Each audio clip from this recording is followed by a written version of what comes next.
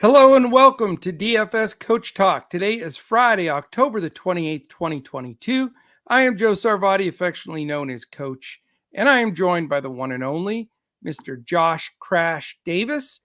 Crash, we have 22 NBA squads in play tonight. What a beautiful slate it's going to be. I'm a little pissed off about last night. I am not a happy camper. I've been grinding at the NBA, checking it out last night and today. I am ready to kick some ass tonight. Me too, Coach. I am definitely ready to do that as well. So, 11 game slate, like you said, 22 teams, some really good games, some games that I'm probably not going to look at all, and a little bit in between. So it's going to be a good slate for us. I have a feeling about it. Good feeling about it. It really is. And I'm with you, man. So what we're going to do today with this group here, hopefully we get a bunch more people in here. We are usually everybody drifts in. Yep, they're starting to drift in. So we're going to go over, break down every game. We're going to try to keep it shorter today. I know we've been a little long-winded lately, but I know everybody's got to have time to build some lineups here. So we're going to really try to push through and get through all 11 games in an hour or less. So hopefully you're ready to commit that amount of time. And we're going to look at ownership. We're going to look at defensive rating and pace and injuries, a lot of different things that are going on, that a lot of moving parts in the NBA, and we're going to get you as prepared as possible. We're also going to build a two brains are better than one FanDuel GPP lineup, because I still believe we are very close to popping one of those as well. And I want to have everybody to have some exposure there. We'll finish up the end of the podcast with giving away 2 tickets to the Millie Maker on Sunday. Or if you want to move those funds to NBA tonight, you are welcome to do that also. So we've got the whole thing going today, Crash. So no sense in stalling. Appreciate everybody that's jumped in here. Mr. Mike Tyson, Earl the Pearl himself, first one in chat today. He is the winner, and he did it by quite a bit. He beat Nathan Feudy to the punch. Nathan's usually quick in there. So congratulations, Earl. Thank you for being the first one in. Nathan Feudy, hello. Good afternoon, Niall Simmons. Aloysius 5, what's the skinny? Stacks Money 77. Why would I fade Luka? What am I thinking, Mr. 77 there, Stacks Money? 40-point triple doubles. I say it all the time. Luka, Giannis, and the Joker with just, oh gosh, I'm so angry. JT, what's going on? Aaron Sampson with no P, just SAMSON. Travis Wyndham, owner of all the Wyndham hotels, I believe, if not mistaken. Rico Harris, how are you, sir? King of Smack, what is the skinny? Everybody eating chalk tonight. Portland, Orlando, got guys, a lot low-owned guys. Yeah, you know, I'm not going to, as always, I have some very low-owned guys, hopefully some 2%ers. I will be chomping a little chalk, though. I think some of it's unavoidable with guys like Lillard out and stuff like that. So we'll get to all of that. Boy from Cali is in the building. How are you, boy from Cali? What's the skinny? All right, let's go. Let's get after this. Owner of an 08 Chevy truck, Travis Wyndham is. That's just a front so that you can hide all that Wyndham money. I get it. You're trying to go below the radar. I think that's a good way to do it there, Travis. Eat the chalk, Coach, and Crash. Well, I will eat some, and I will have my normal contrarian plays that hopefully will get us to the promised land. So, Crash, I can smell the wood burning there from all of those brain waves. Yeah. I love it. All right. We are ready to attack this slate. Again, thank you to everybody for jumping in. I have to say hello to my favorite person, Katie, and then we can get this show on the road. First game, Crash, if you're ready. I'm ready. 7 p.m. We have two 7 o'clock games. The first one is the 3-1 at the Atlanta Hawks at the 1-4 Detroit Pistons. Mr. Bogdanovich is out for Atlanta. One of my favorites, Jaden Ivey, questionable for Detroit. Mr. Bagley and Burks also out still for Detroit. So Ivey's the news that we need there. If we get any breaking news during the pod and we're missing it and it's not flashing up on the screen, feel free to throw it in Discord. Also, if you have any questions, please throw them right there in Discord and we will answer everyone like we always do. Also, if you're watching right now on YouTube, we'd really appreciate a thumbs up. Hit that subscribe button, click the alert in the upper corner. This way you know when any of our podcasts post. We have a nice MLB World Series preview podcast that posted about an hour and a half ago. Please check that out for tonight's game or throughout the entire World Series. Also, we will be live every day, 4:45 through the weekend, tomorrow, Sunday, going into next week with NBA every day. And of course, you can catch us 6:50 on Thursdays and 8 p.m. Saturday nights for the NFL podcasts. If you're watching live on Twitter, please hit the like and retweet. We'd really appreciate that. And if you want to join us here at DFS Coach Talk, you can go to our right to our website, dfscoachtalk.com. Can sign up for as little as a 3-day pass if you're looking to just get all of the action today, Saturday, and Sunday. $10 pass. We also have the Lucas special still available for the NBA season, and that is going across the bottom of the screen. And we would love to have you join what we think is the best community. I know is the best community in the DFS provider world. So appreciate all of you. Let's get to business. Back to this Atlanta-Detroit game. Let's talk real quickly about pace of play in this game, Crash. Atlanta is 8th in basketball as far as pace. Detroit right behind them at 10th. So you've got two good pace games about equal. No major pace up or pace down for either one. Defensively, Atlanta playing a little bit better defense than we're used to. They're 11th, which is surprising. Detroit toiling still around the bottom of the league, 28th, as most young teams do. So that's the situation now. We've been talking usage a lot on huge slates like this. It's a little hard to go into usage on every team, but when we do have smaller slates, definitely catch those podcasts because we're reviewing all the usage numbers, which is massive. If you want to check those out on your own, go to basketball-reference.com. Just go to NBA and down to advanced stats. You can click on usage and you can move players around on and off the court, see who's getting the ball, who's getting the action. And that really does make a big impact. So check those out. We're utilizing that along with all of our other tools here, ownership, etc., to build these lineups. All right, Crash, that's all the wind I got for this first go through. Let's get your breakdown on this Hawks-Pistons game that starts the slate. Okay. I like a couple plays on each side. Pay up once again. This is a matchup we had on Wednesday, I believe. Trae Young, my favorite pay up in this game, 9,800 on Draftkings, 9,400 on Fanduel, $42 on Yahoo. I like John Collins again, although his price has gone up since Wednesday. Yeah. He's 7,000 on Draftkings, 76 on Fanduel, probably going to be too much. Yeah. Yahoo, $25. That's solid. I could get to that. And then onto the Detroit side, Cade Cunningham is a good play. He's 8,000 on DraftKings, 7,500 on FanDuel, $31 on Yahoo. Can probably get you close to what you would get with Trae Young for considerably less. Okay. And then Bojan Bogdanovic. I mean, he has really found a home in Detroit.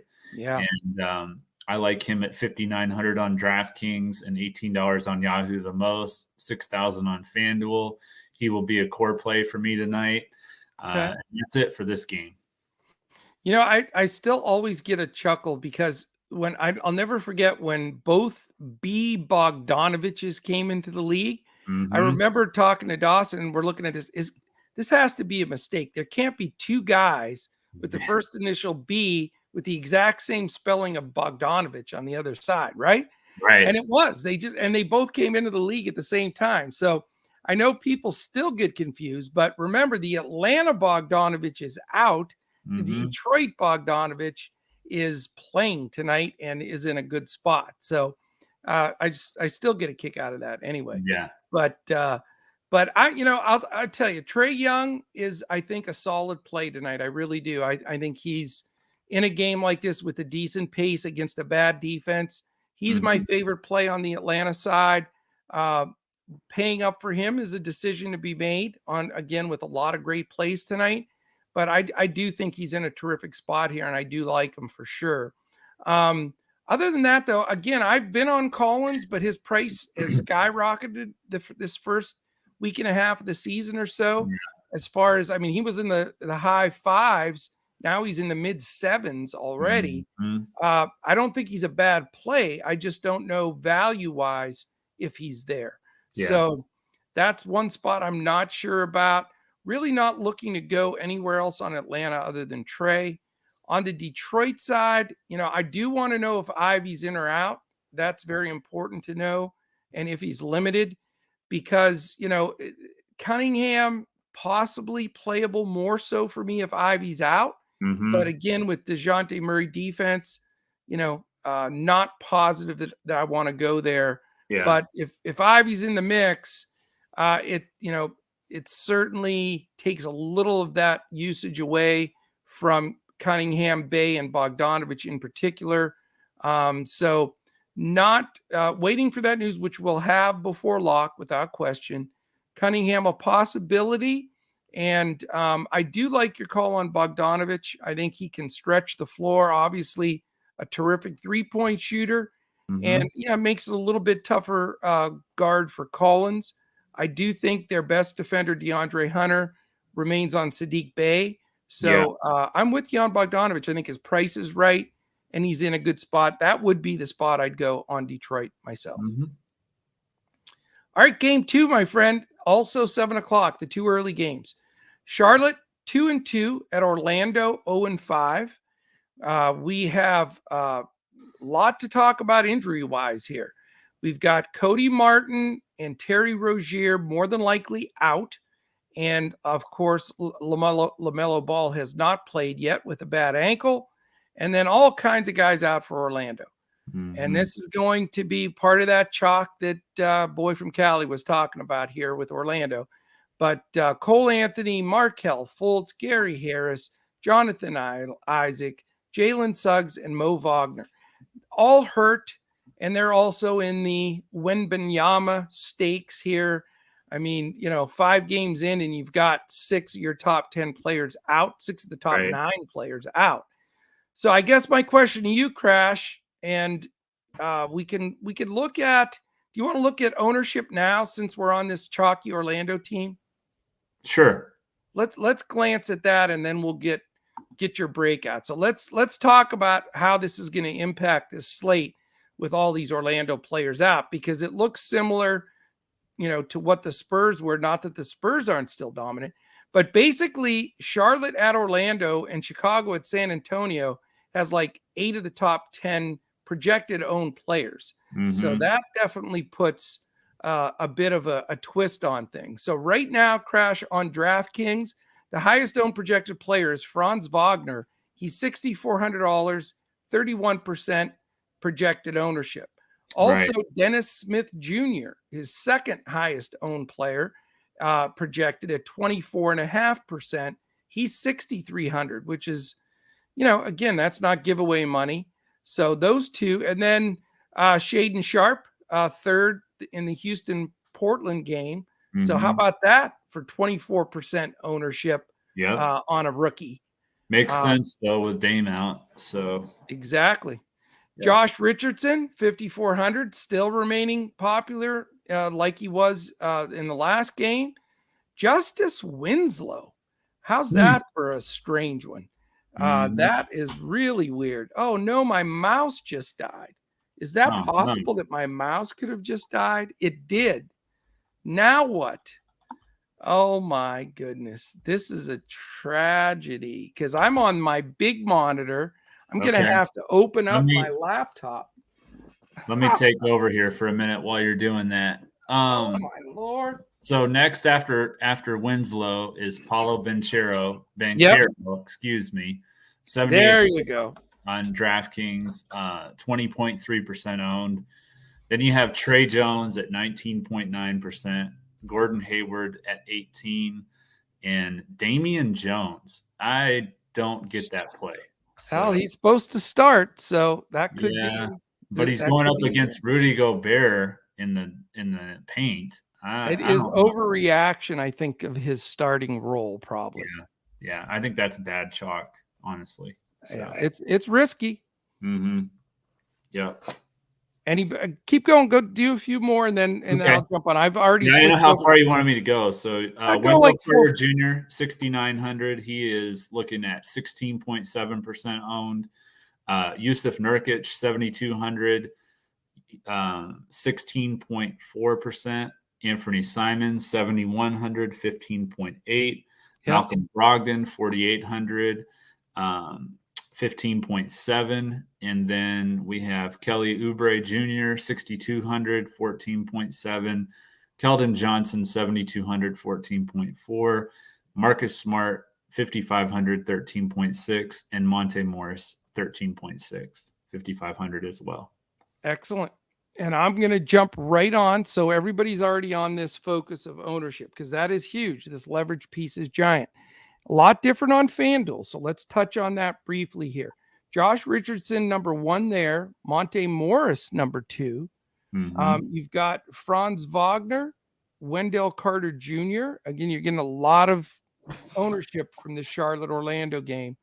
I've gone from my giant monitors down to my laptop. This is really wild, having to deal with my eyeballs now. Kristaps Porzingis, very popular tonight, Crash. Thought that was interesting. $7,200. Yep. Yeah. Trey Jones, Gordon Hayward, Dennis Smith Jr., Yusuf Nurkic. These guys are all up there. Then the highest owned real expensive guy is your man Giannis.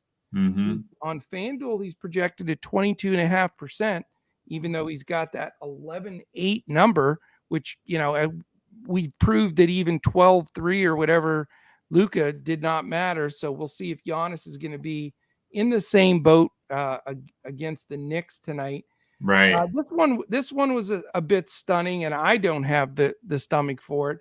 But that right now projected 12th highest owned guy on Fanduel is Denny Avdia. I mean, you wonder of some of these, why they get momentum. If a tout's out there throwing it out there, but 20% ownership on Denny Avdia, I know they've got injuries, but I don't know. So some of this to me seems like fake chalk. Shaden Sharp, that's sort of everybody's darling today for some reason. Paolo Banchero obviously has proven that he can play against anybody. He is 8K though now on FanDuel, so he's not a giveaway. Josh Hart, Cade Cunningham, Jakob Poeltl, Cat, and Cameron Johnson. So that's the look there. And since we're being efficient today and not messing around, let's jump back and keep this moving. So we're not. Oh, you know what? I'm going to give you the top 10 on Yahoo, Crash, because I'm a Yahoo fanatic. I'm just saying. Yeah. Dennis Smith Jr. is number 1, sir. He's only $18. Franz Wagner, he seems to be the number 1 Charlotte-Orlando guy. Gordon Hayward, Josh Richardson again. Why is everybody so insane about Josh Richardson all the time? Wendell Carter Jr., Anthony Simons. I was expecting that name to come up. He is $22 on Yahoo. Yusuf Nurkic is $26. Paolo Banchero, $30 but in the top 10. Jeremy Grant popping in there at $19. Josh Hart, Trey Jones, and Cat. So that's what it's looking like on Yahoo. So that should give everybody a good feel for that aspect of things. So now that I've railroaded sideways here, Charlotte, Orlando, what are you going to do in the most chalky game on the slate? So I've got one of my core plays in this matchup, and I want to see something real quick here, what his ownership is. Okay. Ownership for my core play from this matchup is 0.1%. That's contrarian enough. Yeah. You Who know is who it is? who is it? I'm gonna guess PJ Washington. Bull. Oh, okay. Hey, Yep. he's 49. been Yeah, great. he has. He has been playing very well. He's 4,900 on both DraftKings and Fanduel, $12 on Yahoo. So yeah, he's definitely going to be a core play for me tonight. I'm Nice. going to be fading a lot of this chalk, especially the Spurs chalk. I think that's horrible chalk against the Bulls. I mean, they're a Yep. really good defensive team. Right. So, so I'm going to be going to some contrarian plays like Bull. And I'm probably not going to play Franz Wagner. I do like Banchero. I like Gordon Hayward in this game. I'm not too crazy about Dennis Smith. I just think there's better options for cheaper at point guard. One of them being Tyrese Maxey. But those are the main plays that I'm on in this game. I like Oh, and Wendell Carter. I forgot to mention him. I like him as well. I almost guessed him for you as well. Look at this. Yeah. I'm going to do a side shot this whole podcast. This is so funny. Hey, it is what it is. You know, you got to go to the backup, and it's the stinking mouse. Always change your mouse batteries. That red light's been on for like 3 or 4 days, and I thought, oh, I'll do it later. Yeah. Yeah. It got me. Always get you. Yeah. I got to say hello to Doug L has just jumped in. Great to have you with us. Who Dat Nation is in there. What's up? How are you, man? Great to see you in here with us. Okay. Rodney Pollard. I want to address Mr. Nightmare. Uh-oh. Okay. Okay. So he said, what's the difference between a single entry GPP and a cash build? Okay. Okay. So single entry GPP, you're going to want to have, you can have some of the higher owned players, but whereas in cash, you're going to want to have almost all of them because you're just trying to keep up with the field. But single entry, you're going to want to have some, less than 10% for sure owned players, if not less than 1%, to differentiate yourself from the field. I like playing single entries almost like a hybrid, cash GPP lineup. What about your approach, Coach? How do you like to attack those? Well, there's 3 things you can look at, and we've talked about these in depth, and we would love to have everybody come and join us, check us out. We have an entire group of information that talks about how we build lineups, what we do, because we know bankroll management, contest selection is everything. And the different contests you can play, if you play cash games, which is more like head-to-heads, 50-50s, where you're really down to playing one guy or small groups. If you play those, like you said, you want to be a little bit more smart. You want to be a little bit more chalky, a little bit more with ownership. It's just the smarter way to play. You got to, you want a small differentiation here and there to make a difference, but you can't really take wild shots in those cash games. You don't need to. What we like to focus on are 2 different kinds of builds because, we don't believe that most of the players in DFS play 150 max entry. Those that do, awesome, more power to you. It's a great way to do it. But a lot of people can't afford to play it that way. So what we try to do is we try to gear our main lineups to be single entry, if you will, type lineups. And it's like Crash just said, they're a bit of a hybrid. So you're taking cash lineups with key plays that you can't avoid, that are really strong plays that you want to be with the field on or better, and get that, get those solidified. But as the secondary guys, you could take a little bit more of a contrarian type approach, like Crash Bull, that type of guy, very low owned, but somebody that can be a big differentiator. Now, our GPP lineups, which is the third type of lineup, is where you want to take more contrarian shots. If you're going into these huge, large fields, you're trying to win something big, you don't want to be duped a million times. What you're going to want to do is you're going to want to take a few foundation guys, but you're going to take more of the bowl kind of guys. You want the ceiling guys. Yeah, you're going to have some difficult floor guys that could crash your lineup. No pun intended, crash. But mostly you're going to have a lot more risk than you would in a cash game, and still quite a bit more risk than you do in the single entry. What I play mostly, because it's always full disclosure here at Coach Talk, I focus specifically on single entry and smaller field single entries. I like when you have those $40, 140 person, or you have on Yahoo those 10 person for 50, or whatever those type of. I like that you can still play the chalk there in a lot of spots, but yet filter in a few contrarian plays that are going to get you over the top.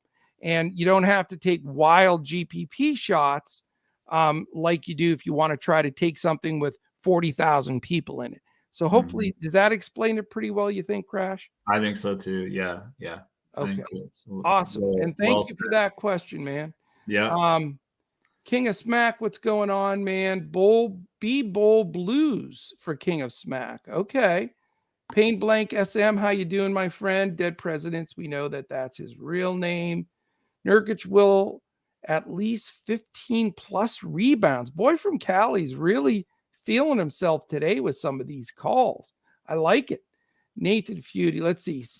Simo 614 is back from yesterday. Congratulations, man, for coming back to see us. Was he our winner? Who won yesterday? Nobody claimed it. Nobody claimed their ticket from the winner yesterday. So if it was you, I don't remember who it was now.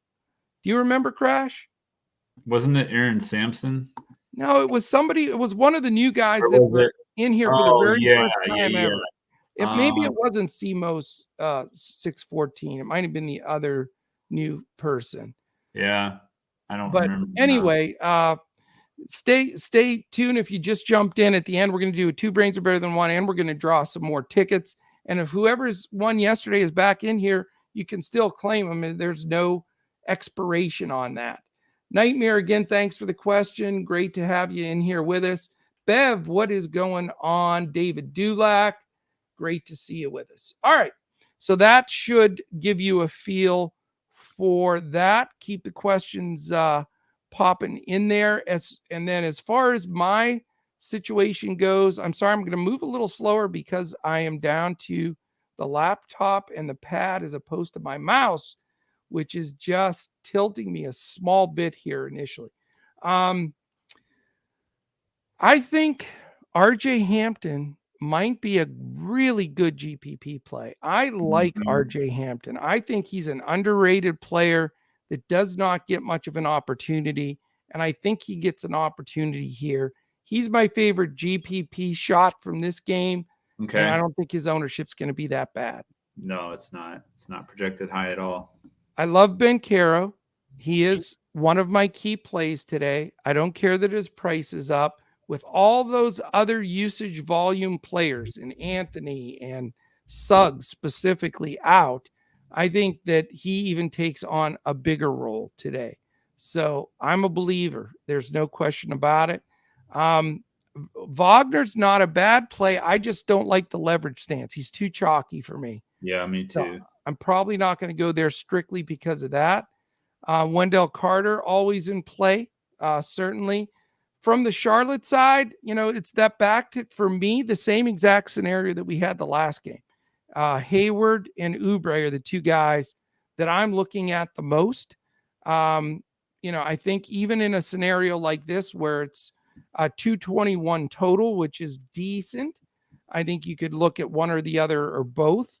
Those would be my top two plays from Charlotte. And I neglected to state because the mouse situation blew up. Atlanta's only favored by 6 at Detroit, and that's a 229 total. In this game, Charlotte's a 1.5 point road favorite, and it's 221. So there is going to be scoring from Charlotte, and Orlando, you're going to get value. I will have quite a bit of exposure to this chalky game. I think it's needed. I really do. Yeah, Yeah, I mean, I will too. I just want to get a little bit more contrarian, and it sounds like you do too, especially with the RJ Hampton call. Are you Yep. going to play Bull or no? I I I don't think so in my single entry. I Yeah. like the play. I do think it's though if I play a GPP, I think he's a great GPP kind of play though. Hmm. And I don't know if I'd roll the dice on both Bull and RJ Hampton in the same game. Right. To take two guys that contrarian, probably Hmm. run with one or the other. Okay. Anybody on the Charlotte side? Yeah, Oubre and Hayward. Oubre and Oubre and Hayward are Hayward. my Yeah, two guys. yeah. Yeah. I like Hayward a little bit more. He's a little bit less projected owned, I believe. But I think they're both good plays. I think they are. And you got to have some Charlotte exposure. I mean, Yeah. Terrence Ross is starting. He is not a defender at all. He's No. always in the bottom 10% DRPM. And I think that I like the over of the 221. I think there's a decent amount of points, even though you have backup players here. And I think, like I say, I know it's a chalky game. And you know me, I'm the first guy to fade a chalky game, but I Hmm. don't think you can afford to fade this one. So the latest on Jaden Ivey, just got a tweet. Dwayne Casey said that he may be available. We'll see how he feels. That Oh, doesn't really great. help Thanks us. for clearing Yeah. that up for us. Game time decision. So that's the latest. Yeah. Yeah. We'll know. We'll definitely know. So we'll keep Right. following that closely. All right, let's get to game 3. This game this is only a 2 to 18.5 total here. So we'll see how much interest is there. Two really good teams. Cleveland 3-1 against Boston. 3-1. It's at Boston. Garland, Rubio, and Windler out for Cleveland. Gallinari, Williams, and Williams, both Robert and Grant out for Boston. And we've got Donovan Mitchell. I have listed as questionable. Do you have any updated news on him? Because that changes a lot in this game since Mitchell has led them in usage to this point. Sure. Let me check that real quick. And that's huge because, the spread here is Boston by 6.5. But without Mitchell, man, that's, and if Mitchell and Garland are both out, or if Mitchell's even reduced in minutes, he's got to face Marcus Smart and Brown and Tatum. And that is a scary undertaking for them if they have a backup backcourt. Yeah, let me see. I'm not seeing anything about Mitchell today. Okay. So Yeah. maybe he's So in. maybe he's Anybody okay. in chat knows anything? Yeah. Let us know. I've gotten a little stung on Karis LeVert has not played the way I thought he would be playing. Right. I watched him, and I don't know if it's because it's a new team. He's trying to fit in. He can be a ball hog, but he is Sure. not like that with Cleveland at all. He is not. I mean, do you remember some of the games when he was with Indiana and prior to Right. that? I mean, Right. he would take every stinking shot in the bubble. I remember him shooting like 15 straight times down the floor. But with Cleveland, it seems like he's trying to, move the ball around, fit in. So even if, Mitchell, if he happens to be not at 100% and no Garland, I'm not going to go back to LeVert until I see him turn up the Jets offensively. And I just haven't seen that. And it's against Boston, who can defend. So, that's the other aspect of things. In this game, by the way, Crash, from a pace perspective, let's talk about that real quick here. Cleveland is 21st, Boston is 19th. So that's why you got a lower total. That's not going to do you any favors for sure. I'm chirping about Boston can defend. They're 25th right now. Now, it's a small sample size. That's a bit of an aberration, but they're not defending great right now. It's that simple. Cleveland, on the other hand, is second. So they're really D'ing it up. And they've got guys in there that do nothing but play defense like Okoro and guys like that. So, man, this makes it for a really, really tough game because you've got some defense, you've got you got some teams that don't play fast. So, that's the question. So what are you looking to do here? The only play I like in this game is Jaylen Brown. He's 8,400 on DraftKings, 8,200 on Fanduel, $33 on Yahoo. his last 5 games against the, 4 games against the Cavs, 51, 47.8, 43.3, 49.3. So he's had some really good numbers against the Cavs. I like him. He's cheaper than Tatum. He'll be lower owned. But other than that, if you don't play him, I think this game's a fade. Yeah. I mean, I find it hard to want to spend up for this game. I think it's very risky. And I know Tatum and, Boston has just looked really good, but I don't think it's the right pace. I think the defense is good. I think these teams will end up when the season's over, top 10 defensive teams. Cleveland's already there. Boston will get some of that back. Yeah. But it just makes it a really hard game to go to for me. And it's tempting because you have, some frontline players that can get it done. But, I do want to know Mitchell's status, even if he has any limitations at all. Not going to go there, but it does affect things elsewhere. Sure. Evan Mobley had a terrible first half the other night, seemed to wake up a little bit in the second half. Jared Allen's always capable, but not enough where I want to pull the trigger against this Boston team. I do believe Tatum and Brown splits again, like always, split some of the big minutes and important stuff. So, I hate to do it, but I believe that this may be a zero ownership game for me, Crash. Yeah, I'm with you. And it's a game I'd love to watch. Yeah, it's going to be a really good game to watch. It's just from a DFS perspective, it's just not there. I don't like the risk reward factor here, that the floor outweighs the ceiling on a lot of these guys. All right, we'll go to a 7:30 game. We've got two more of those. It's the Indiana Pacers 1-4 at the Washington Wizards 3-1. Washington is a 5-point home favorite. 229 is the total. We do have 3 games that are over that magic 230 mark. This one is almost there. We have Miles Turner listed as questionable. He played limited, and we'll see if he's in tonight. Daniel Tice remains out. Kispert and Wright are out for Washington. As far as this game goes on pace, Indiana's playing the second fastest basketball in the NBA right now. Washington in the middle of the pack at 16th. And then from a defensive perspective, Indiana dead last, Crash. So that is an attention grabber for sure. That certainly tells you they are dead last. They guess what their defensive efficient rating is for giving up points per game. 32nd. They are 30th. Well, yeah, they should be 32nd. There's only 30 teams. That's 117.1, sir, which is a high number. So that tells you that there is definitely something not clicking defensively if it's, all the changes that they made, but there's really no reason that they should be quite that low. But they are. That's where they sit. As far as Washington goes, defensively, the surprise of the NBA, third. We're talking a Washington team, if you remember, was either 28th, 29th, or 30th for like the last 2 years.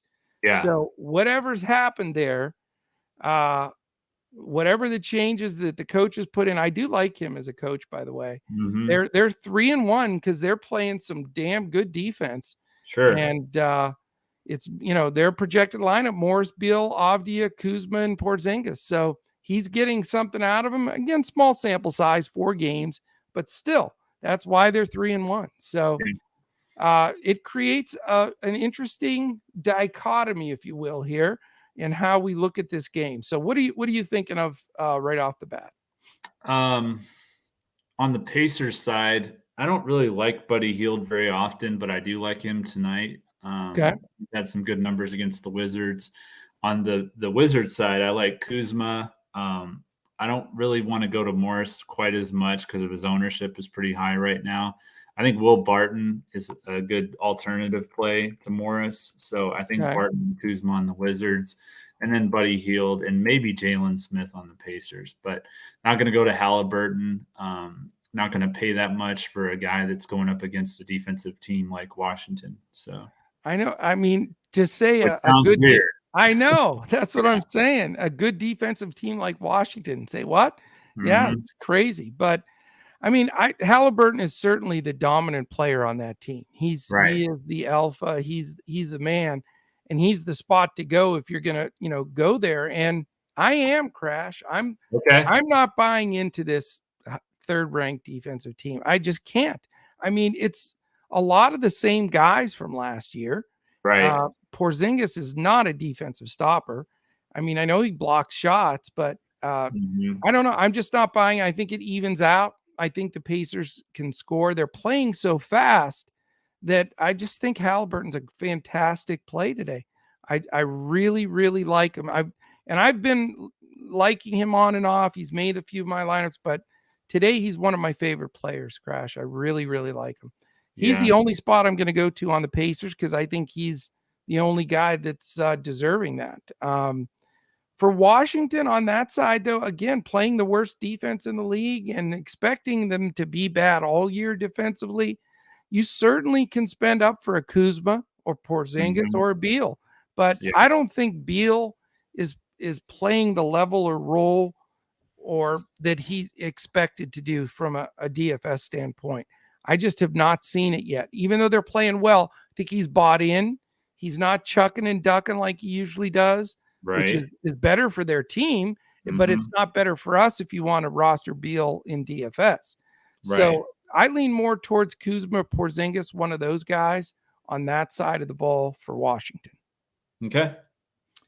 All right, the last 7:30 game is the Philadelphia 76ers 1-4. That'll scare some people.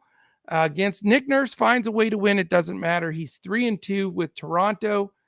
Joel Embiid is questionable. So, do we have any updates on Joel Embiid or Scotty Barnes, the two guys that are so key to this game and are both questionable? We know Otto Porter already is out for Toronto. So when you're looking that up, because I want to get the most up to date. I mean, we're an hour and a half, 90 minutes from lock. So Mm-hmm. we should start getting some of this main information steering in. So when you're looking that up, I do want to say hello to a few people that have joined us. Let's see. I already said hello to Bev, King of Smack, Rico Harris. Okay, Nathan Feudy says, what's better, coach, 6,500 to 8,500 or 8,500 to 11,800? I don't know what that question means exactly. Nathan, if you could further explain, I'd be happy to answer it. I don't know what that question really is. Nightmare. Yes, thank you. Yes, thank you, Nightmare, for being here. Joe K. I love when Joe K. and Derek Wilson. Derek Mm-hmm. Wilson is fantastic. Let's see. Do you guys think a small stack of a three-man San Antonio group with Joker and Cat as pay-ups on DraftKings? Well, I don't normally stack more than two guys on a team unless it's just a complete aberration. Like it's got to be a perfect scenario, standout. But when it's this many games on the slate, personally, it's not like baseball where you got to stack. I just don't believe in stacking basketball because you only have so many possessions, so many opportunities. And if you're sniping off of each other and the game doesn't, unless you get lucky and it's one of those insane, 138, 136 double overtime. Yeah. I mean, that you fall into that and can do well. I don't like to go more than two. I think, that's generally my strategy. Mm-hmm. I don't like the Spurs. I think that they're still going to have a really bad season. I think you're going to see regression all over the place there. So I have not stacked the Spurs. I don't plan on stacking the Spurs, and I don't like three-man stacks. So not to blow your idea out of the water, Derek, but from my standpoint, that's not a strategy that I'm going to use. DePrince, how you doing? Cedric, bad. You're pretty good in my book. Crash, what do you think about stacking? No, I would not stack a team like San Antonio against the Bulls. I mean, that's a really good defensive team, and I think that there's a lot better options. I would even consider stacking the Bulls before I stack the Spurs, but I don't like stacks in general. So, Okay, yeah. excellent. In cash games, coach on Fanduel tonight. I still don't know what you mean by the dollar amounts though. In cash games on Is he Fanduel. saying, is it better to go with like kind of a mid-level lineup or pay up in cash? Well, if Or that's the like question, like on ownership, you know? yeah, I mean, it's the question is very simple, and this is one thing that always cracks me up. Some people like to use the same strategy all the time, like I'm going to mid-level build, or I'm going stars and scrubs. I'm paying up and then finding some cheap guys, or I'm going to try to do something like Derek and get three low, cheap price guys on a stack and then buy up for some guys. Here's the thing. Anybody that tells you that there's one strategy that works all the time or the way to go is lying to you. You have got to go slate by slate and look at each one. Sometimes the best play by a mile is taking like the two most expensive guys, finding four value guys, stars and scrubs. That's the way to go. Sometimes it's not that way at all. You'll have some fake chalk or guys that really are being overowned that don't deserve it, or guys that are high priced that you don't think are going to get there, that you see a little bit more of a floor on, that aren't in the best matchup. So in that scenario, you go more of a mid-level build. You can get some guys at that 8,000-9,000 mark, depending on which site, and then you build out. Then you don't have to dig down and take the bottom of the barrel guys you're praying to get to 20 fantasy points. So I know that's not a great answer for you because it doesn't tell you a specific strategy, but my point is you got to change that every day based on the slate. For today, what I'm looking at is I have a couple of guys that I'm going to pay up for, that I think that I want to go after and get. And then I have a few guys that I'm going real cheap on that I think are worth the risk, like the RJ Hamptons that's super low owned, and some of the other guys that, because of scenarios of guys out, you can go with. I'm not going full stars and scrubs where I'm paying up for like three or four guys and then taking bottom basement. So I would say what I'm doing tonight is in between the two to even make it tougher for you. So some stars, some value, and then a little bit of mid-level. So there you go. I mean, it is what it is. That's why DFS is so tough, man. It's like, I wish there was a way to say, all right, let's do it this way every day, and this is the perfect way to do it. But it's just not so. So hopefully that answers the question, my friend. It's not that easy. I wish it was, but it is not. All right, in cash games, coach, on FanDuel tonight. Yeah, that's what I'm doing. I'm buying up for a couple of guys, going with two really cheap values, and then mid-level the rest of the way. Okay. Where are we? I'm on my I'm much slower with this dragging. Philadelphia, Toronto, right? What's the scenario, Crash? Embiid and Barnes. I gave you like 10 minutes. What do you got? Embiid is questionable. I don't see a tag on Barnes. So okay. I think Barnes is good. Yeah. Well, thanks for clearing it up on Embiid for me. All right. So what are you going to do, my friend? I am going to fade Embiid. I don't think he's going to play. Even if he does, I don't know how much he'll be able to, go after it. I like Maxey again. 6,200 on DraftKings, 7,000 on FanDuel, $22 on Yahoo. And then my value play from this game is actually DeAnthony Melton. He's only 3,800 on DraftKings and $11 on Yahoo. Okay. So I like that play. I still like Siakam. He's still below 9,000 on DraftKings, which doesn't make any sense with how he's been playing.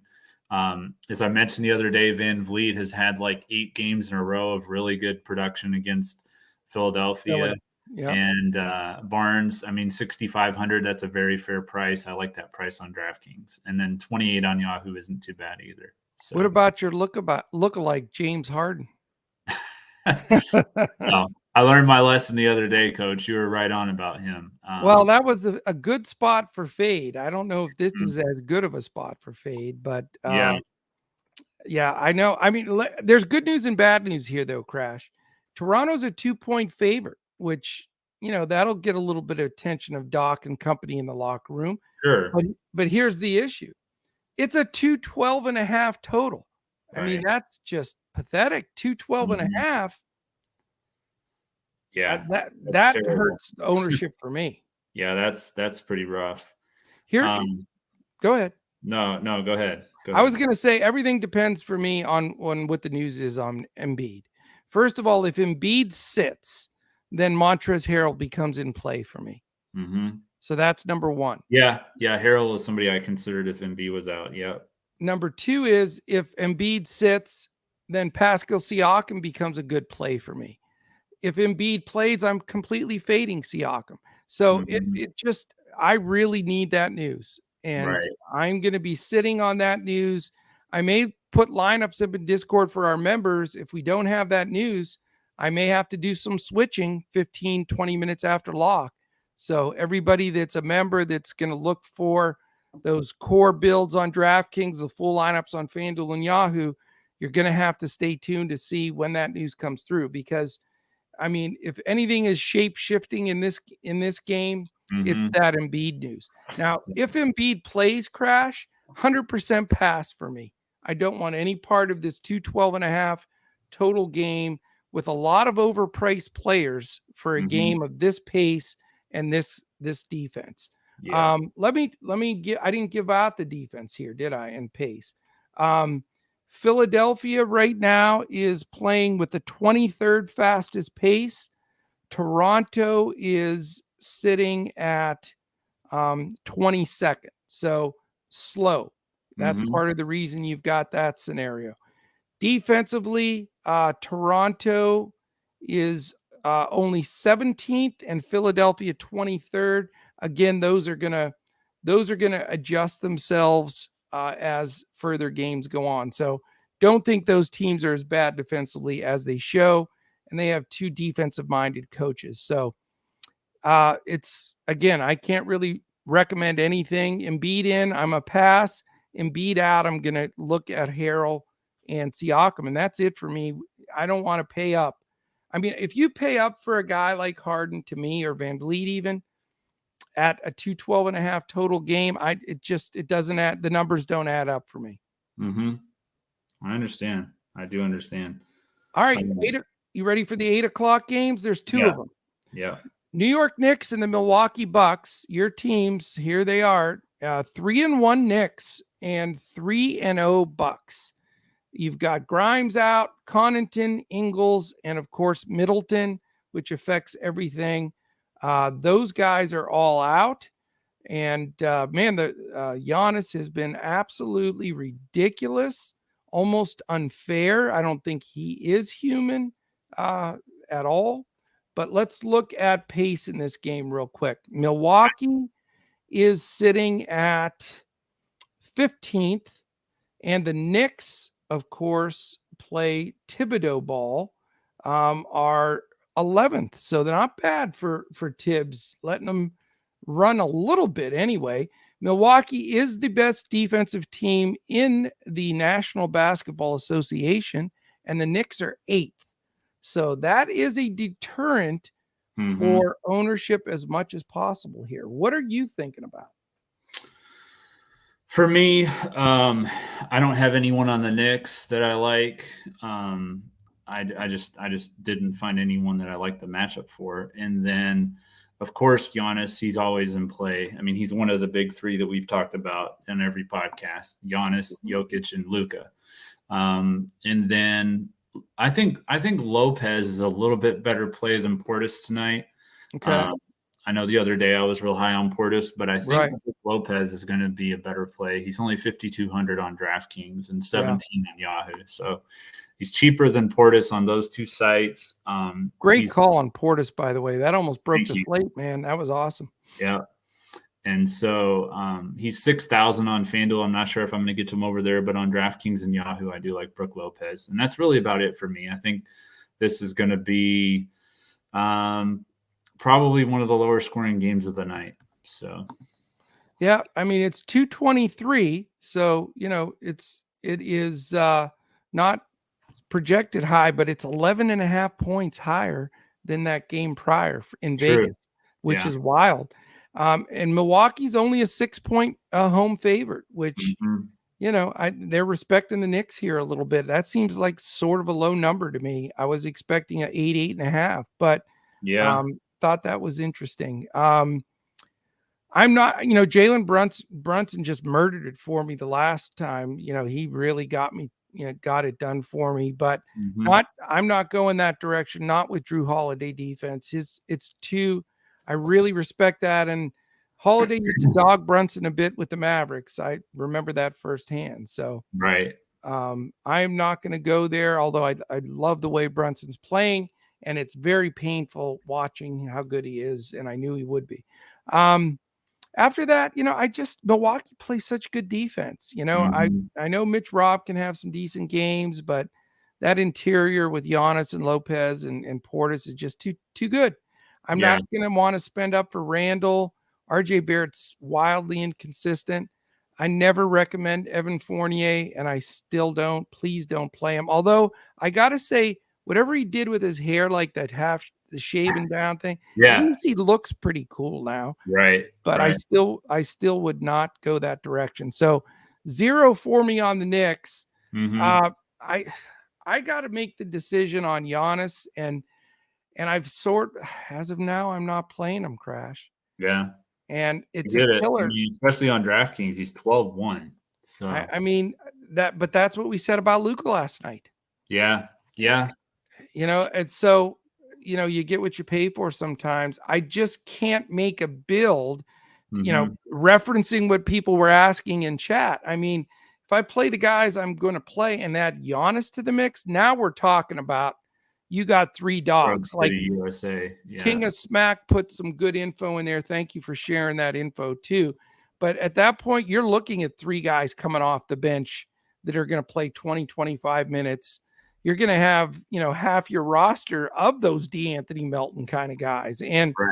it just, it's just too tough. Yeah. So I'm hoping, again, it's not because I don't think Giannis isn't going to kick ass, because I do. It's Mhm. just it's just relative to anything else. I mean, by putting a 12K plus guy, even with Luka last night, and I know the optimal lineup had him and everything else, and it could happen again with Giannis, but in general, if you are going to get 75 from a guy or, something like that, if you're still having to backload with even two guys that are going to get you 18, Yeah. you're further behind the boat. It'd be better to go with one step below Giannis and get maybe 50 instead of 75. And then the bottom line guys that you're going to get 18 from, the Meltons or whatever, you can go up enough that you could get 30 from those guys. You know what I'm saying? Mhm. So Yeah. I mean, when you do the math on those things, it generally comes out better if you don't have to go full stars and scrubs like that. Right. Yep. I'm with you. And as far as anybody else from Milwaukee, I would love to play Drew, but you're the Milwaukee Bucks guy. What is the deal offensively with Drew? He just doesn't look in sync to me. No, he hasn't been in sync. I don't know what it is. Like I haven't figured it out yet, but I'm sure he'll get there. But Brunson's a good defender, like we've talked about. I just Giannis is the only main Bucks play for me right now. Besides I don't Logan. blame you. I really don't. Yeah, It's funny because I'll probably spend the most time watching Philly, Toronto, and the Knicks, Milwaukee. And there's and a not very having good players. chance I may not have a single player. Yeah. Yeah, Isn't that nuts? it's crazy. All right, we have the winless Los Angeles Lakers, Crash 0 and Mhm. 4, and I was dead wrong. Westbrook is supposed to play. I What saw that. what are Yeah, they doing? What they they don't they are don't know what they're doing. They're a mess. I think the they're going to be a garbage. lottery team, Coach. I really do. Oh, they are. Maybe Yeah, they're going to try for Wembanyama. Who knows? right. Can you imagine Wembanyama playing with LeBron and AD. LeBron and Davis? Good God. Um, it's definitely the GIF where the burning dumpsters going down the Mhm. flooded whatever. I mean, they're I have no idea what to even think about the Lakers anymore. I mean, they're playing Minnesota here. Minnesota is 3-2. I'm not even mentioning the stupidity of why they allow LeBron James to be listed as probable every game. It does say Anthony Davis is questionable. So, normally I wouldn't make that big of a fuss, but you always have to take whatever his number, whatever his designation is and drop it one because he's so likely to miss. Right. He did have a phenomenal, I mean, he put a mid 60s burger on the board for me the other day. And I was pleased with that, but I don't know under these circumstances if he's going to be a full go. And that's scary. Damian Jones, I get it, but people are going bonkers and his ownership is so high. I do like Damian Jones. I will say that. I do. But again, Rudy Gobert on the other side, he could be a complete bust too. He could play 17 minutes. Who knows? I just wouldn't go there. I think it's too risky. Now that Westbrook's coming off the bench, it's going to just muddle things up even more. Who knows what his attitude's going to be like? Pat Bev and Walker are going to start in the backcourt. I would say just get the heck away from the Lakers today. There's so much chance for disaster waiting to happen there. I'm sure Beverly's going to want to stick it to the Timberwolves, but I mean, Westbrook's back. I can't play any Lakers until they show me something different. I just don't like it at all. They're playing they don't look right, and they're not making any decisions or trades or anything. They're like stuck, and that's not a good situation for a rookie coach too to be coaching his first NBA team. What a tough spot he's in. I don't want either Russell or Edwards today. I don't want any of the backcourt players from Minnesota. This game's a fade for me, Coach, other than maybe a value in Jalen Noel. He was my value play the other day. I kind of like him a little bit on Yahoo at $13. Other than that, I'm fading this game. So. Yeah, I mean, it's a here's the problem, though, Crash. The number's 230. Yeah, but I think the Timberwolves win by 20. So. All right. Yeah. It's right now they're favored in Vegas by 6.5. Yeah, I think Minnesota will win this game easily. Yeah. I don't know. I know Patrick Beverly is going to defend the living crap out of Russell and Edwards, whoever he's on. So that's going to, deter them a bit. I don't trust either one of these teams. And this game, I think this is the toughest game to game script and figure out, just because I don't think they can figure out what the hell they're doing with the Lakers. Minnesota is still, it's going to take time. That's part of the reason. I mean, we've done well. We're winning. We're taking stuff down. But the reason we haven't had like just crushing streaks yet, you have so many teams that have completely rebuilt their teams over the summer. I mean, when you add Rudy Gobert to a lineup, it changes everything. And everything, dynamics defensively, transition, scoring efficiency. And you can't get that in 5 games. It's going to take, a good 25 games to really get a feel for where a team is at. And I bet you ask one of these coaches in those scenarios, if they can get through 13-12 or something like that and just get everybody on the same page and then make a run. So, when you have situations like that, it makes it very hard to game script out from a point of DFS. So not easy. All right. Here's another thing, though, that scares me in this game, Crash. So you got to talk me off the ledge here, because I don't know if we can fade this game. Lakers are playing the fastest pace in the basketball, and Minnesota's tied for 4th. So you have 4 of the top 5 teams, in essence, in the league in pace. So there's a lot of DFS points up for grabs in that type of situation. Then on top of that, to add to the stomach ache here, if you look at defense, you've got this weird ranking of 4th by the Lakers, which makes no sense. Right. So, they're not giving up a ton of points, and it makes you wonder what, if they're playing that fast and they're playing decent defense and they're winless. Can you give me a lot? I've never seen that. They can't shoot. That's their problem. They can't score the shoot. ball. Yeah, They can't score. exactly. That's the point. Their inefficiency offensively is just hellacious. And by the way, Minnesota right in the middle of the pack at 15th. Yeah. So that's sort of where this game lies. Again, I'm going to do some crunching here as we get off. I do want to have just, at least a one-off in this game. My fear is if we fade it, Crash, that it could be high scoring and you may need some exposure here. This is the toughest game on the slate for me. If you don't fade it, I mean, besides like maybe some value or something like that, who do you think you would play? I mean, you'd almost have to make the commitment to paying up for a LeBron if you think the game's going to blow up, or either D'Angelo or Anthony Edwards. But again, Beverly's probably going to check Russell, I would think. Ant threw a big game on the board, and you see my comment. Even it was hilarious. Popeyes made that post. Did you see that? Yeah. Popeyes posted, when you support all athletes. Yeah, exactly. Yeah, Cat was killing Ant about eating Popeyes, and then Ant had a big game. So pretty funny. So we'll see. I don't know. Like I say, it's not like a layup of, I really, really want to play this guy or that guy. It's not like there's a standout guy, but from a team concept, there's going to be some points in this game that could cause some trouble. Yeah. There's just too many pay up options I would rather pay for than LeBron or Anthony Davis against, Rudy Gobert and that whole deal. I will tell you this though, Crash. If AD is ruled out or limited, then I will play LeBron. Yeah. I'll substitute in LeBron for like a Halliburton, somebody else that's fairly expensive, and then shuffle the deck a little bit, because I don't care what anybody says. If LeBron or AD sits, you got to play the other one. It's one of those just stone cold. It works out almost all the time. Yeah. No, I do get that. If that happens, I do understand that. But as currently stands, no, I don't want either one of those guys.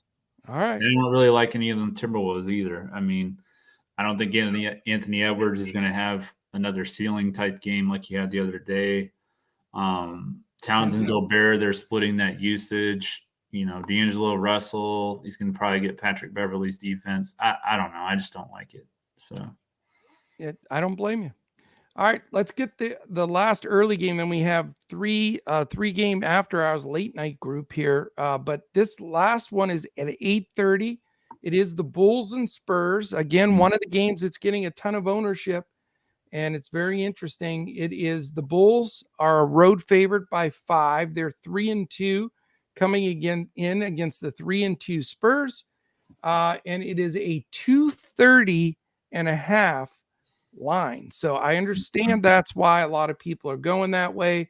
I have Zach LaVine listed still as questionable. I have Lonzo Ball out. Primo and Vassell remain out for the Spurs. I'll give you a real quick pace and defense, and then let you tell me what you think here. I mean, this is the game I'm trying to get away from because of the ownership factor here. Chicago's 12th in pace. San Antonio 3rd, like we said the other day. Pop letting these youngsters run. And then from a defensive standpoint, San Antonio 27th and Chicago 9th. So what are you going to do with this fiasco?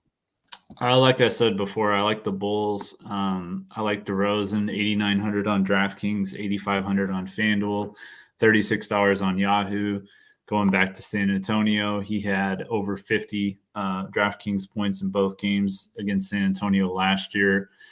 And with my whole short-term memory thing, I like going back to Vucevic. 8,300 on DraftKings, 8,000 on FanDuel, 33 on Yahoo. I don't know if I'm going to actually get to him, but I don't think he's a bad play.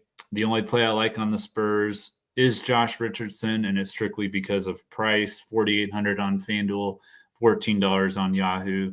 Probably not going to play him on DraftKings. Okay. Yeah. I've got to reread this now. If the Lakers go in there and win, you're going hatless for a month?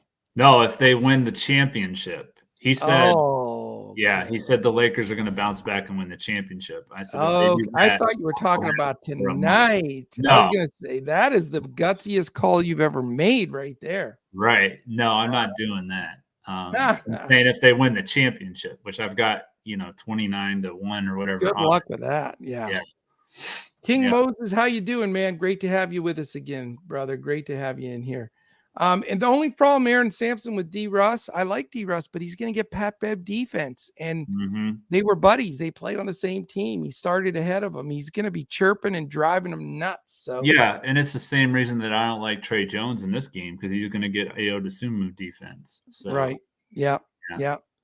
I'm with you. All right. For me in this game, again, I mean, it's really, it's a painful type game. I don't think the game gets to 230.5 personally. right. I just don't think it does. You got a lot of guys that have not been playing up to snuff, and we don't even know for sure what Levine's situation is. So, this is going to be the game that's probably going to be the differentiator in the slate for me, because I will have little to no ownership in this game, maybe a one-off. Yeah. And I think everybody's going to have at least 2 guys or so from this game. Some people might have 3. The way ownership is looking, people just want to jam in Richardson and Jones and, on down the line. I just don't see it. I don't think I can afford a Vuk. If I did go with a Spur, it might be Johnson. Yeah. But I do respect Patrick Williams' defense. So yeah, not a game that, if this game does bust, that could be really a key to our success too. Do you think that Williams would guard Johnson? I was thinking DeRozan would. This Jeremy Sokan, the rookie, I think might grab DeRozan. I think DeRozan might guard him because he's been scoring for them. And Patrick Williams has a little more size, and Keldon Johnson's a pretty strong kid. He's got some size too. Yeah. So, I mean, they may switch off. I think DeRozan, he's a fine defender. He might be just a bit small for Johnson as far as defensive prowess, not particularly in height. And they don't want to get DeRozan any kind of foul trouble either, because he's the key scorer, especially if Levine is limited.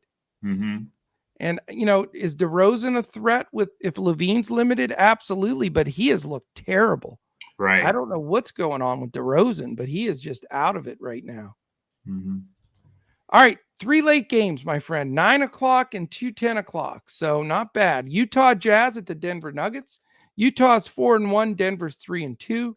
We have Denver favored by 8 and a nice 231 total. Gotta love that total, no question about it.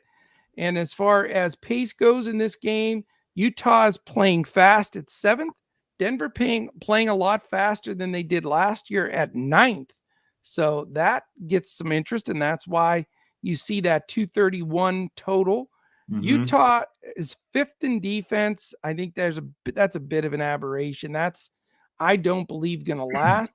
Denver, though, again, struggling out of the gate defensively at 22nd. So interesting game here. I think it's going a little under-owned, and I think there's potential here. I mean, it's got a big number, and it has a big number for a reason, because they're going to get up and down. So what do you got?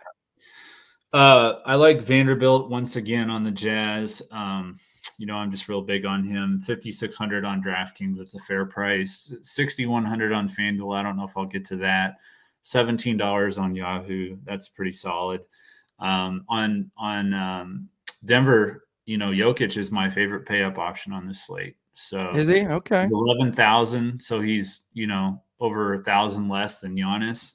Yeah. And he is 11.5 on Fanduel, 56 on Yahoo. So my initial thought, I can't do it on Draftkings, but on Fanduel and Yahoo, I'm trying to put Giannis and Jokic in the same lineup. Oh, wow. Yeah. Yeah. I mean, I think Jokic is the best play in this game. I think the Joker's definitely in a good matchup here. I mean, if he's facing Kelly O and company, I mean, they're going to have trouble stopping him inside. There's no doubt about it. Right. And he did have his last game was so impressive. I don't buy the 4-1 Utah start or the Mhm. defensive rating. So it's Joker's certainly a good guy to get to on the pay up side. And again, he doesn't break the bank quite Right. like the Giannis does. He's not 100% lock and load for me, but I do like him. He's the only guy on the Denver side that I'm really super interested in. Um, Caldwell Pope is questionable. That'll affect things defensively a little bit for Denver. Hopefully he's out. If I'm going to have some exposure to this game, having him out, I think will lead to, a little bit of a higher scoring game and, more DFS points available. Mhm. I do like Lauri Markkanen here. I know people were high on him and they're down on him and all over the board. I do like him in this game a lot. I really like Lauri Markkanen. I like the matchup. I think he scores a lot here. He's my favorite player. So if I can get to him, I'll have, Markkanen versus the Joker here and try to get that done. Where I don't play the Joker, and use those funds elsewhere, probably won't go to any other Denver players, even though this is such a high total game. Yeah. Okay, the 2 10 o'clock games, sir. The Pelicans are 3-1, and the Mhm. Suns are 3-1. A absolute ridiculous amount of. I don't even know where to start with the Pelicans. The whole board is gray. The only guy that's in for sure on their starting lineup right now is Joe Val. Yeah. Do you Yeah. It's realize that? Alvarado's questionable, McCollum's questionable, Jones is questionable, Zion is questionable, uh, Daniels is questionable, Ingram's out, Lewis is out, Liddell is out. I mean, Mhm. what Yeah. the No, heck? it's ridiculous. So if you're Uh, going to play, let's just tell you now, mhm. if you're going to put anybody from this team in there, maybe it could be a differentiator for you to win it, but be prepared to swap and Yeah. pay attention as the night goes on because you've got Definitely. 4 teams. There's 2 games at 10 o'clock.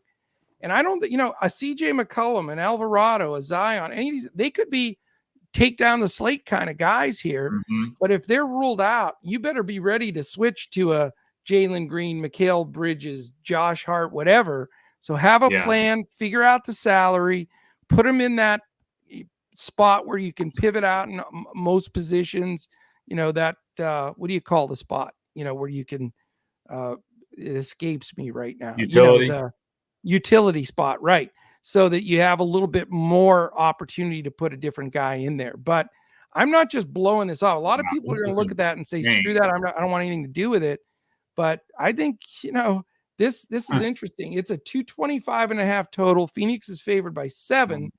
Phoenix is missing nobody. So Mhm. you know, does this blow out if all those guys sit? That is a possibility. Vegas doesn't think so, though. So we'll see who's in. And I'd like to have a little sneaky exposure to this game, Crash. I don't think, I think people are going to just blow it off. Yeah. And Yeah. I think that could be a big mistake. Yeah. You named one of the guys that I like from this game. That's Mikal Bridges. Okay. On the other side, I think Trey Murphy is a good play. 5,600 on both DraftKings and Fanduel, only $12 on Yahoo. Really like him on Yahoo, but with all those guys out, I mean, Trey Murphy hasn't looked bad at all. He was And he's terrific gonna in get, that last game. Yeah, but yeah, this is against Phoenix, though. true, That last true. game But was against Dark. somebody's gonna have to get that usage. So Right. Well, I agree with you 100%. If a bunch of these guys are ruled out that are questionable, mhm. he's going to get a volume amount of shots. And he looked fantastic the other day. Yeah, He yeah. really did. What about on the Phoenix side? Like I said, just Mikal Bridges. That's Just it? because, like, yeah, I just think that even if maybe half these guys play, then it still means that the other half are out. And there's so many guys that are listed as injured, and how many of these guys are going to be able to play the full game? I just think that Phoenix is going to control this game from pretty early. So Yeah. yeah. I had painfully had Cam Johnson the other night. And he could not drop the ball in the ocean. Mm-hmm. But I still think he's a good play. I mean, he's gonna click. He's a streak shooter, though. I mean, Yeah. you're gonna have games where he does that, but you're gonna have games where he's 9 for 12, with 5 threes. I mean, Right. he can score it and he can shoot it.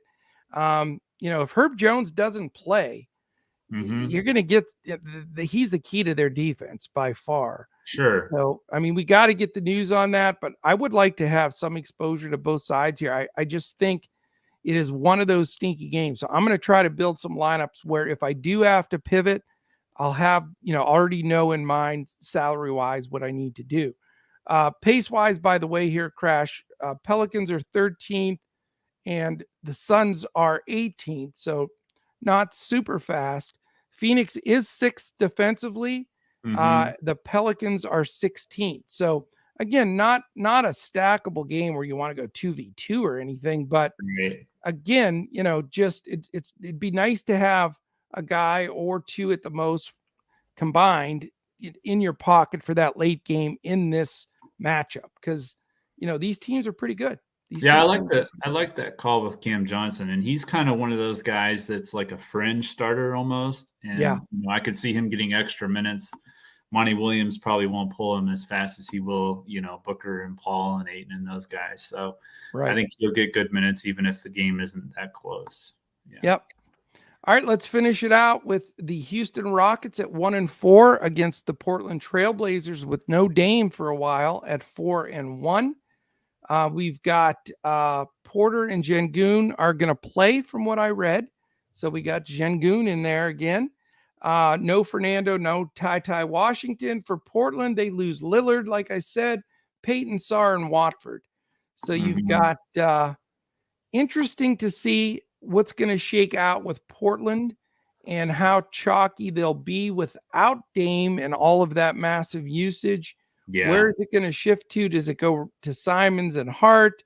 Does it spread out to Nazir Little and Grant and Nurkic and some of these other guys? There's some great value there without question. And then Houston, I know they're only 1-4, but man, they've done well for DFS purposes. Porter's made his number. Green's made his number. We had a sneaky Jabari Smith make his number. True. And Şengün being back, is he back? I thought he was still out. He's playing. Okay. Yeah. He's playing, and I believe Porter's playing. What I read is those two guys are going to be in. So again, I like that they have some tags on them. That'll keep the ownership down. But I think this is a very sneaky game as well. So I do want exposure to this late slate. Yeah. I think that it's going to be a lot of people. You're going to have so many people that have almost nobody in those late two games, or maybe one guy. You're going to have a lot of people that have already expended everybody, except for, I guess, you're going to have some value shoppers with Portland now that Damian's out. So real quickly, Houston and Portland. Houston playing the fourth fastest in the NBA. Portland 17th.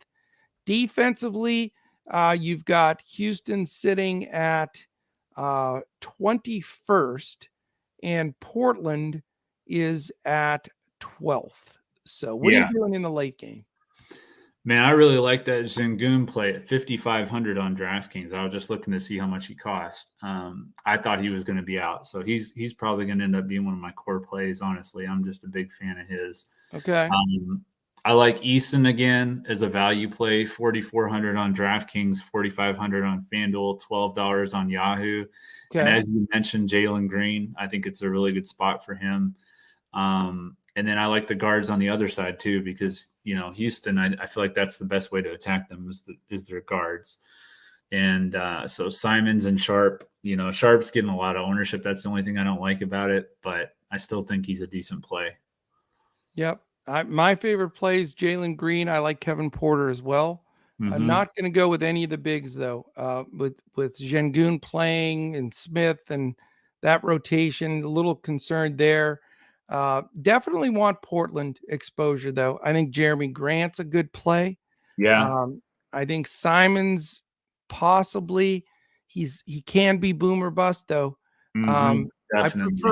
I prefer Hart and Grant as my top two plays for Portland.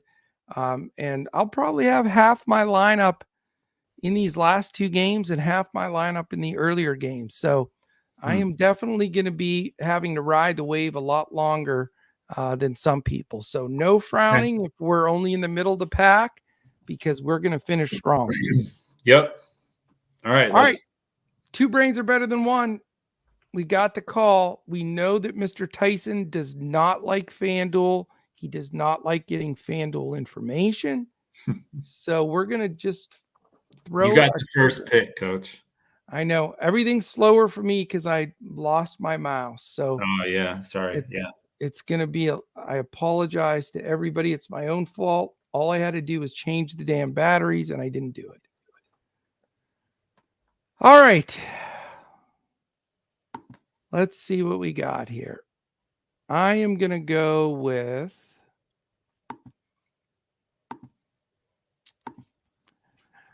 $8,000 Paulo Banchero.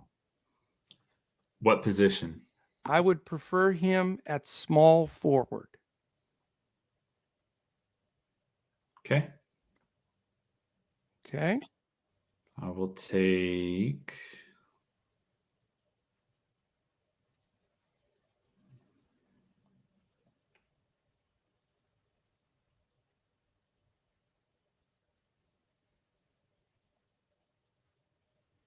Terry Eason, small forward.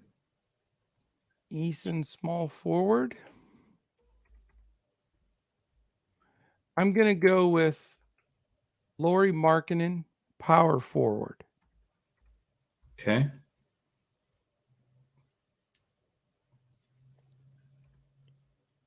$7,200.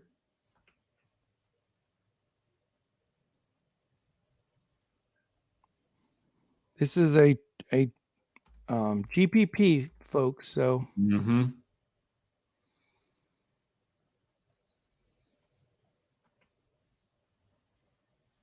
Nikola Jokic. The Joker. You're spending the money today. A little bit. So that forces me to go with a super cheap guy. I'm taking this is where I take my shot, folks. $4,800 point guard RJ Hampton. What do you think? Is that cool with you? Yeah, that's fine. So that gets us back at least in range where we need to be. Shaden Sharp, shooting guard. Oh, really? You're going with the chalk and Sharp? One of the only chalky plays that I actually like. Yeah. Okay. I mean, 4,200. We don't need a whole lot from that. So that's true. That does make it a little bit more palatable. It's amazing when you lose your mouse how much it affects your ability to get around the board here. I want Josh Hart. Can we let's see. What position? Where's he at? Shooting guard Josh Hart, 6,500. I'm gonna take Maxey at 7. Who? Tyrese Maxey. Tyrese. Okay. I thought you were trying to take Maxi Kleba again, and he's not playing. All right. So yeah. How did he do? By the way, when I talked you out of him, not great. Okay, thank you. Power forward, 6,300 is what I have left. Oh, you can take Bogdan. Who? Bogdanovich. Bojan Bogdanovich. Is he in there for power forward? Where is he? How much is he? 6,000. Why do I not see? Oh, I'm at center. What am I doing? I told you I can't maneuver this without my mouse. The wrong position. That's definitely who I think I'm going to take. I just need to eyeball it real quick.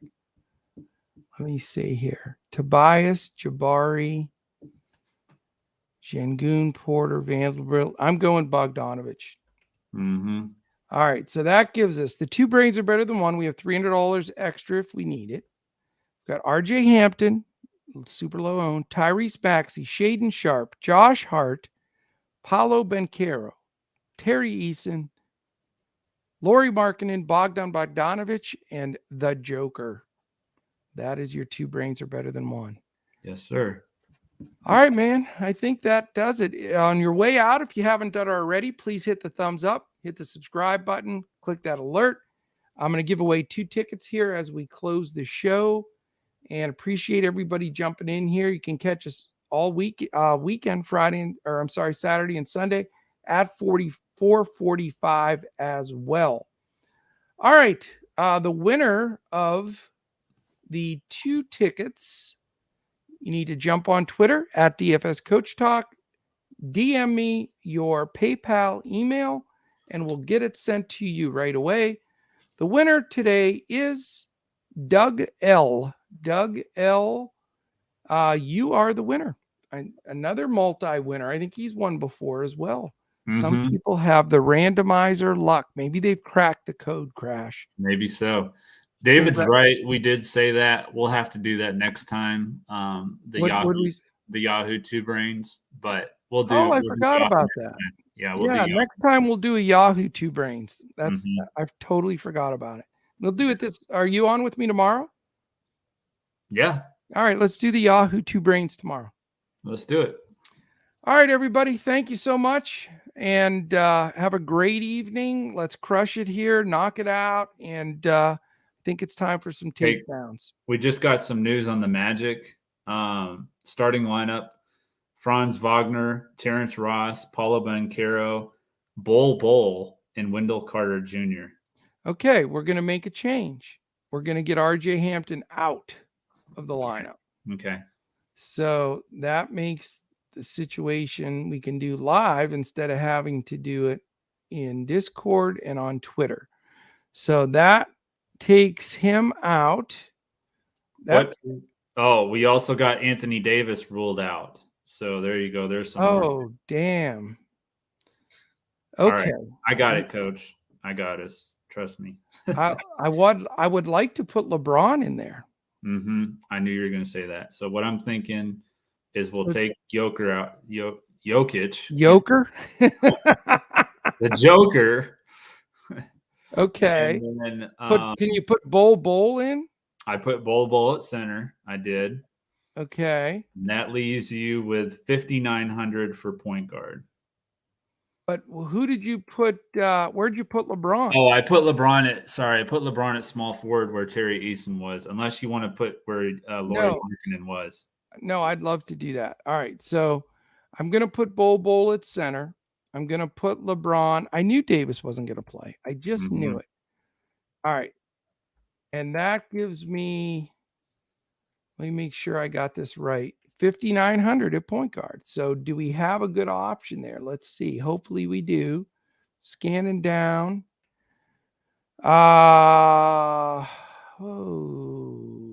If not, we can move Sharp over to point guard. Okay, that'd give me 5,900 for a shooting guard.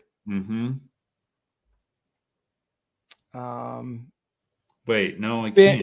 We can move Maxey. Yeah, we can move Maxey over to shooting guard.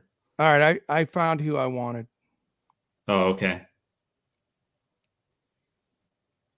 Oh man. Yeah. I don't know. I'd like to go up $300 somewhere. Where are you wanting to go to? I'd like to grab Kelly Oubre again. Okay, at shooting guard? Yeah, if we move Sharp up to point. We can't do that because Sharp is only shooting guard eligible. I didn't know that. Oh. Do you want to stay with Josh Hart? Yeah, I want exposure to that last game. Sharp is the last game too, so that's what I was asking. Not because it's the last game either. I just like that game script. Right. But Sharp and other teammates, so that's the reason. Let me take a quick look at Jamal Murray and see how many minutes he's playing. 27, 26, 27 against that Utah backcourt. All right, let's give Jamal a ring. Let's give him a try. I don't think he's going to break the slate, but if he can get us 30, I think he can get us 30. Yeah, I'll have to come off of Maxey, but I'm all right. I'll go with Jalen Noel at 5,200. Well, you don't need to. Well, I have because no, go ahead. Go I ahead. have Jamal Murray and Maxey, Sharp and Hart, Banchero and James, Markkanen, Bogdanovich, and Bull. Oh, okay. So we don't have Oubre then. Okay. Oh, yeah, that's right. Yeah, Oubre would mix it up a little bit. Mm-hmm. I did want Oubre in there, and we do have $500. Yeah. What do you think? Any possibility of doing a double swap there, or do you want to stay as is?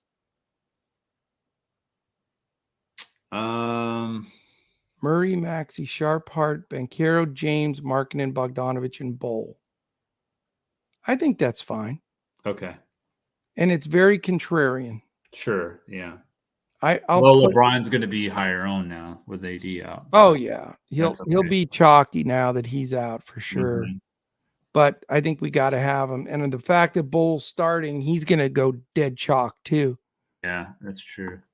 All right, my friends, I'm glad that news came out right before lock. Hopefully everybody got those changes and our thoughts there. And like I said, you got to stay in touch throughout as news breaks because those changes are very important. Mm-hmm. All right. I don't see any other questions. I think we're good. We're all set. Thank you very much for listening in. We'll be back tomorrow at 4:45. Build a Yahoo GPP and we'll get some things going as well. One sec, Coach. Just real quick. Going to give my Boom Fantasy DeMar DeRozan over 25.5 points. Bogdanovich over 19.5 points. Okay. And I'll post my 2 in Discord for the members. Mm-hmm. And also, if you're a member, jump or whatever, play our NFL game with us this weekend. Get in there. And I won that the week before last week, not so much, but I'm planning on winning it again. So if you want to come in and finish second, come on and play. Come on. Yeah. Like that one. What's that one? I can't even do that. Come on. Right. Yep. So we'll post that in Discord. We have that NFL contest on Sunday, and then we'll be back tomorrow. So thank you, everybody. We got it going. We'll be posting in about 15 minutes in Discord for members. Have a great day. Enjoy your Friday evening. Be safe out there. We'll be back tomorrow when we look to crush it in NBA DFS and Boom Fantasy.